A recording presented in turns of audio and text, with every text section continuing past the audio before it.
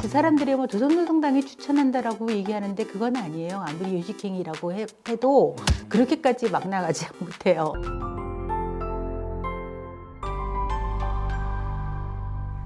서울과 부산에서 보궐선거가 진행되고 있습니다. 문득 북에는 선거가 있을까? 북에는 어떻게 선거를 진행할까? 하는 의문이 들었습니다. 그래서 준비해봤습니다. 김영자가 모시고 북의 선거제도를 주제로 이야기 나눠보겠습니다. 구독하기, 좋아요, 알람 설정까지 부탁드리겠습니다.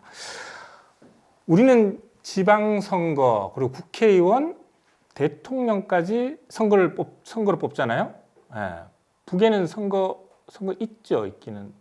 예, 사람들이 북에 뭐 선거가 있다는 것도 잘 모르거나 아니면 북의 선거는 찬반 투표니까 단일 후보에 대한 굉장히 이게 요식행위 아니냐 이렇게 아는 사람들이 되게 많습니다. 어떤 선거들이 있는가요? 그러면? 북의 선거는 이제 최고인민회의 대의원 선거, 우리로 보면 국회의원, 예, 예. 또 지방인민회의 각급에 다 있어요. 그래서 거기 대의원 선거도 있는 거고, 그다음에 나라의 뭐 내각 총리나 이런 나라의 유명한 사람, 높은 사람들 예? 이런 분들은 다 최고인민회의에서 선출을 해요. 일종의 간선인 거죠.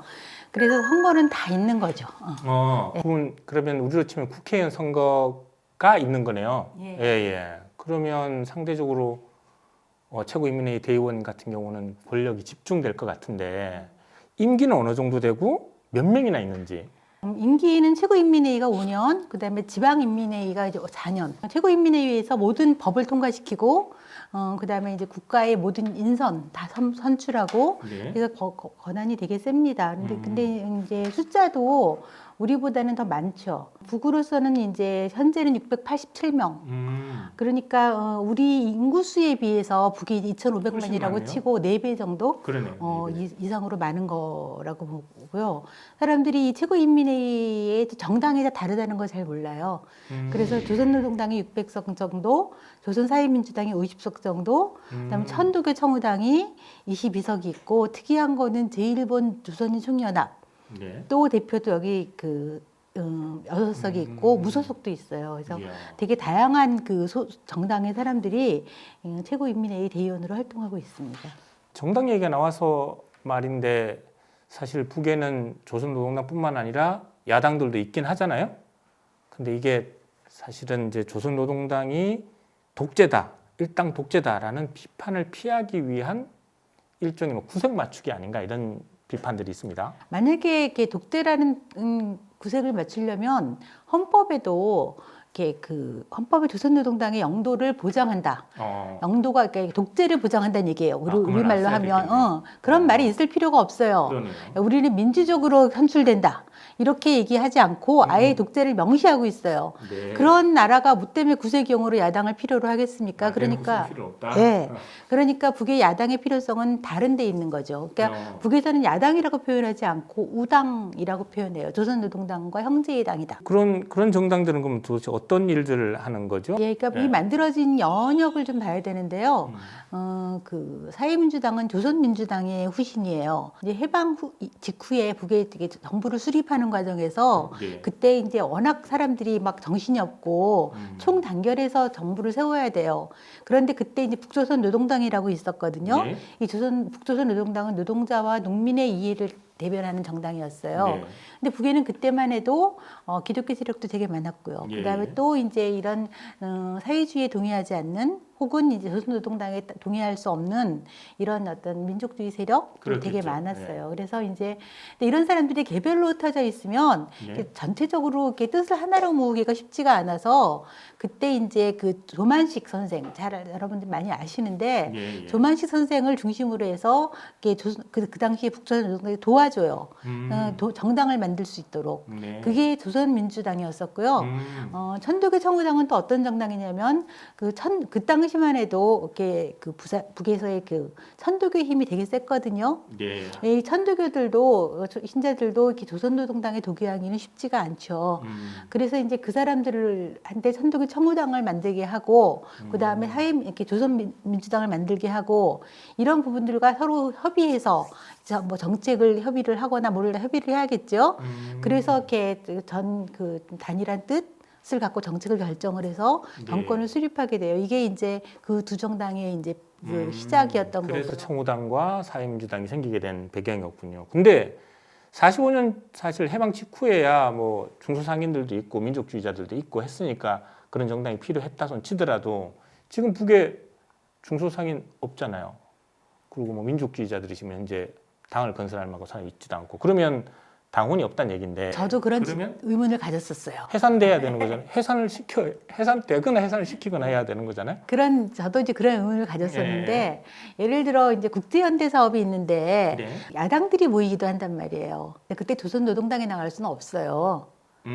이제 그런 어떤 국제적인 연대의 필요성, 통일운동단체들을 상대하는 북의 민족화해협의회라고 있는데 북에 이제 우리로 보면 통일부 비슷한 이제 그런 이제 그 통일부라기보다는 반관 반민 같은 그런 네네네. 민족화해협의회가 있어요. 근데 그 의장도 사회민주당의 당수인 김영대 대표가 하고 있어요. 그러니까 이 민화협의 대표를 조선노동당의 어떤 그 직을 가진 사람이 하기는 좀 안 맞다고 생각을 한 것 같아요. 그래서 이제 그런 조선노동당이 나설 수 없는 다양한 연대 활동, 그다음에 통일 활동 이런 데 공식적인 기구로서 사회민주당이 필요한 거고 선두교 청노당도 지금도 마찬가지로 개천절 민족 공동행사 이런 거 이제 당군 등에서 굉장히 행사를 크게 하는데 네, 그때 그걸 주관하는 단체가 실제로 그게는 이제 선두교 청노당인 셈이죠. 그러면 그런 그냥 기구로서만 있는 거냐? 그렇지 않고 특히 선두교 청노당은 북의 모든 종교들 있잖아요. 네. 종교 활동을 보호하고 그 부분을 총괄하는 그런 역할을 하고 있는 것 같습니다. 역할이 크진 않지만 그래도 자기 역할이 있는 거네요. 야당으로서. 좀 초등 같은 질문이긴 한데 김정은 총리수도 투표하나요? 당연히 투표권과 또 그게 다 있어요. 그래서 이제 예전에는 김정일 위원장 시대는 출마도 했어요. 아, 대의원으로? 네, 대의원으로 출마를 했어요. 근데 이번에 김정은 위원장은 출마하지 않은 것 같아요. 그러니까 최고인민회의에는 참석을 안 하더라고요. 그 대의원이 아닌 거죠. 예. 뭐 특별한 이유가 있을까요? 뭐 그렇게 출마하지 않는 게? 모르겠어요. 우리는 만 18세 이상이 되면 투표권이 행사되고 국회의원은 25세 그리고 대통령은 40세가 돼야 피선거권, 그러니까 출마를 할 수 있게 되는 거잖아요. 북에도 이런 연령 제한 같은 게 있나요? 우리보다 연령이 낮아요. 17세. 오. 17세부터 선거권이 주어지고요.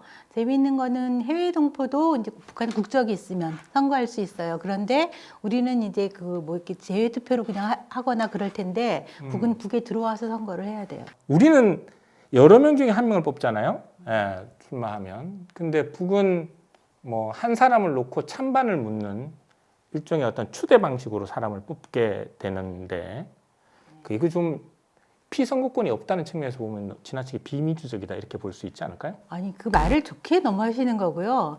우리나라 사람들이 듣기에는 그거는 뭐 이게 무슨 선거가 그런 게 다 있어 이렇게 생각을 하죠. 그렇죠. 우리도 그래서 한 명 출마하면 사실 투표 안 합니다. 무투표 당선인데. 네, 거기는 한 명이 출마하고 찬반 투표를 해서 가반이 동수일 경우에는 부결돼요. 그래서 확실히 이게 과반수를 넘어야지 당선되는 걸로. 또 한 가지는 한 사람이 출마하면 설사 마음에 안 들어도 내가 반대표를 던져봐야 이게 당선될 게 뻔한데 그러면 투표 자체도 의미가 없는 것 아닌가 선택이라는 측면에서 보면. 근데요 우리나라 사람들도 될 것 같은 사람 밀어주고 싶어해요. 자기 표가 사표가 되는 거 별로 좋아하는 사람은 없어요. 어쨌든 이런 측면에서 보면 이게 좀 비민주적이고 좀 독재 아니냐 뭐 이런. 그러니까 북은 이렇게 우리가 얘기하는 자본주의의 자유선거 우리가 하는 방식 이런 게 공정하지 않다고 생각해요. 왜냐하면은 이제 우리는 여러 명의 이렇게 후보가 서로 경쟁하잖아요. 그렇죠. 그리고 이제 그 사람 중에 한 사람을 뽑는 거가 최선의 선거제도라고 우리는 확고하게 믿고 있어요. 그죠? 근데 북에서는 그런 과정이 정말 이렇게 인민의 대표를 뽑을 수 있느냐라는 측면에서 이제 그 후보를 우리는 자본주의에서는 등록하는 과정에 돈이 많이 들어요. 그죠? 그렇죠. 네, 돈이 엄청 많이 들고 물론 이제 선거 공영제가 되면서 일정한 15%뭐 10% 이렇게 넘으면 일정한 돈을 환급을 받지만 사실은 그렇게 받을 수 있는 사람 별로 없어요. 거대 양당 물론 그렇죠. 후보랄지 뭐 이렇게 돼야지 받는 거지. 우리 노동자 농민의 대표가 나가서 이거 돈 받을 수 있느냐 거의 불가능한 하죠. 그래서 이제 그것 때문에 말이 많으니까 이제 아예 이게 선거 공영제를 완전하게 실시해서 네. 다 이제 그 돈 없이 선거할 수 있게 하자. 이럴 경우에 어떤 문제가 그런 생기냐면 제도 보완을 좀 하긴 해야 되겠지만 아니 그럴 경우에는 이제 그 후보가 난립을 하게 되니까 네. 사람들이 볼 때는 이제 누가 누군지 판단하기 되게 어려워져요. 국민의 세금으로 이렇게 투표를 하는데 세금도 되게 많이 들고 실제로 이렇게 유권자들한테 후보를 선택할 수 있는 공평한 기회가 얼만큼 보장되느냐 그런 측면에서 이렇게 후보가 난립한다고 해결되는 문제도 아니에요. 북에서 볼 때는 자본주의 후보가 나와서 이렇게 선거를 공정하게 경쟁하고 있는가, 그리고 유권자들은 자기의 대표가 누구인지를 충분히 알 기회가 있느냐, 네. 이런 점에서 그렇지 않다라고 보는 거고요. 북에서는 이 선거가 추대하는 거라고 생각해요. 인민의 대표를 추대하는 게 중요하다. 그러면 사람들이 잘 단결해야 되는데 선거 과정에서 서로에 대한 인신공격, 상대방에 대한 비방 아무리 법으로 안 된다고 해도 어쩔 수가 없다 보니까 그래서 사람들이 오히려 단결하는 게 아니라 분열되고 더 마음들이 갈라지는 선거라는 것이 문제가 있다고 생각을 합니다. 그래서 우리가 너무 자연스럽게 생각하는 우리의 선거 방식을 북에서는 공정하지도 않고 전체 그 선거를 하는 취지에 어긋나다라고 생각해서 동의하지 않습니다. 네. 아무튼 뭐 북에서 우리한테 이런 제도를 강요하진 않을 거니까 강요해도 우리가 안 하죠. 네, 그렇죠. 우리로 할 수는 없는 거니까. 그 한 사람만 추천한다고 했잖아요. 그러면 도대체 그 추천은 누가 하고 어떤 방식으로 추천되는 건가요? 북에도 선관위가 있어요. 그러니까 선거위원회라고 얘기를 하는데 네. 그 각급 지방위에도 100명 이상으로 다 그 구성을 해요. 각 그 투표 이렇게 후보를 내는 곳마다. 그럼 거기에 이제 북에 그 정당이 세 군데가 있고 그다음에 대중단체도 되게 많고 주민들도 직접 후보를 추천할 수 있어요. 그러면 선거위원회에다가 여러 사람들이 후보 추천을 하면 네. 선관위에서 한 100명 정도 각계각층으로 구성이 되는데 네. 이 사람들 중에 그 사람들 중에서 이제 한 명을 선별을 하는 거죠. 그 사람들이 뭐 조선노동당이 추천한다라고 얘기하는데 그건 아니에요. 아무리 요식행위라고 해도 그렇게까지 막 나가지 못해요.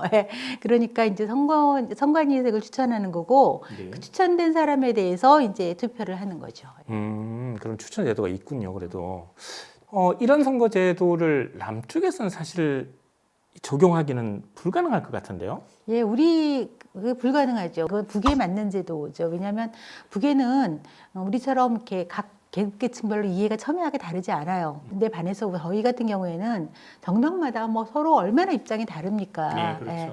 그러다 보니까 한 사람이 후보를 내도 누구를 내요? 다 다른데. 그러니까 우리는 그런 점에서 이렇게 선거를 경쟁할 수밖에 없는 거고 북은 뭐 크게 다르지 않기 때문에 경쟁할 필요성이 별로 없다는 서로의 처지 차이점 이런 게 있는 것 같아요. 그래서 이걸 어느 제도가 좋다라고 말할 수는 없고요. 서로 자기 제도에 맞는 방식이 있는 것 같습니다. 예. 뭐 그래서 통일이 설사 된다 하더라도 체제를 한꺼번에 억지로 합치려고 해서는 안 될 것 같다는 생각도 들고 하네요. 지금까지 북의 선거제도에 대한 이야기 나눠봤습니다. 생활을 이야기할 때는 아무래도 이해할 수 있는 폭이 넓었는데 정치제도, 그러니까 선거제도를 얘기하니까 아무래도 정치적 사안이어서 그런가 이해하기가 좀 어렵고 힘들었던 것 같습니다. 언제 한번 정치제도와 관련해서 정치와 관련해서 자세한 이야기 나눌 수 있는 시간들을 꼭 갖도록 하겠습니다. 지금까지 북을 새롭게 알아가는 우리는 통일세대 북새통이었습니다. 고맙습니다. 감사합니다.